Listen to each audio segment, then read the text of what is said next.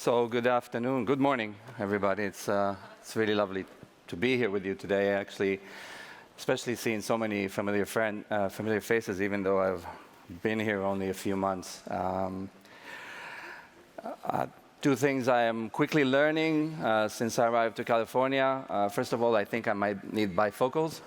And second, I think the moment of getting rid of my tie is getting closer.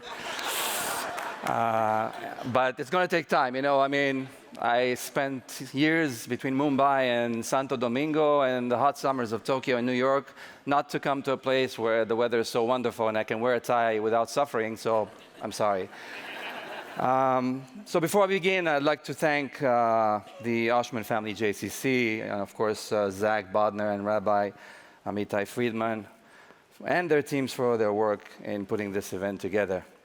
I also would like to thank everyone who took time to be here to have this worthwhile conversation. It is only through open and direct dialogue that we can bridge some of the gaps between the main centers, the two main centers of the Jewish world of today. And through its core principles, engaging in Zionism as equal partners, bringing together diverse voices and uniting while still recognizing and respecting our differences, Z3 creates a conducive framework for a much-needed exchange of ideas. As I said, arrived to San Francisco less than 5 months ago, and I'm pleased to be in a community with such deep-rooted support for Israel, as reflected, I'm sure many of you have seen, in the recently published JCRC survey of the Bay Area Jewish identity, where a vast majority of respondents, 89% if I'm not mistaken, expressed support for Israel as a Jewish and democratic state.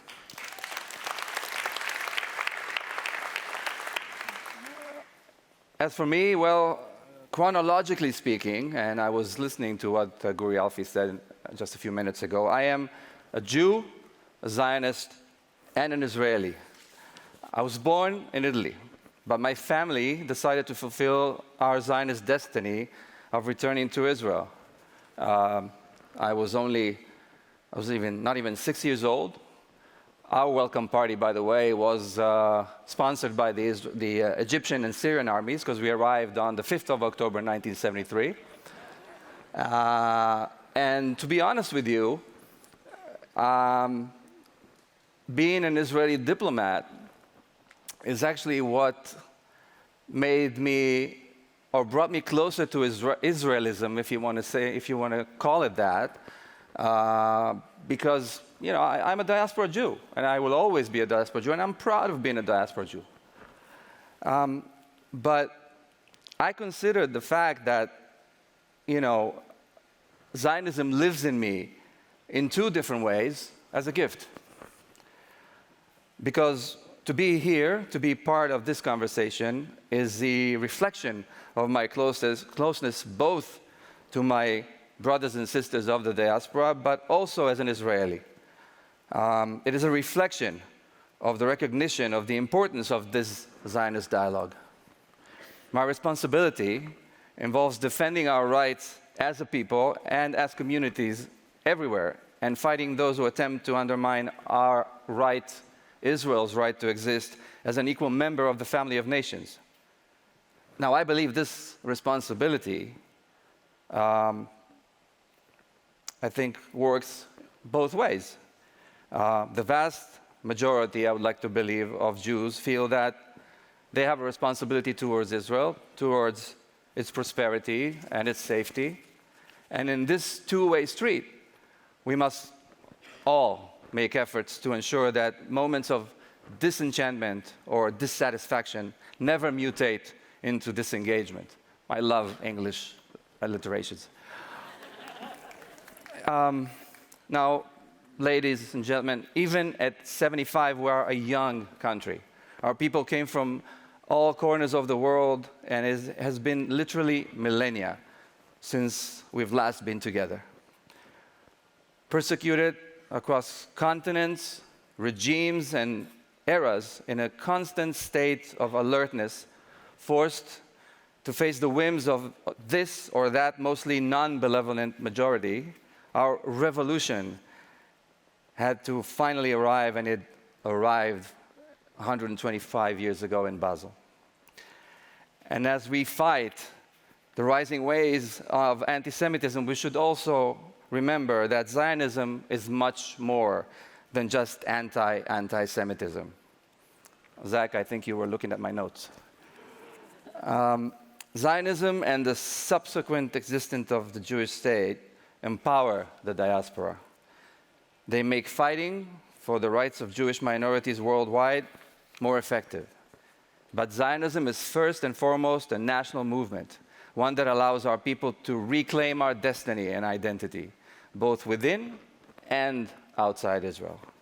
This is also why it is so crucial that we reclaim Zionism from the detractors who use the term as a pejorative, from those who abuse of its true meaning, and from those who question our nationness. And yes, if you only doubt the nationness of the Jewish people but not that of any other nation, you are an anti-Semite. It's pretty straightforward.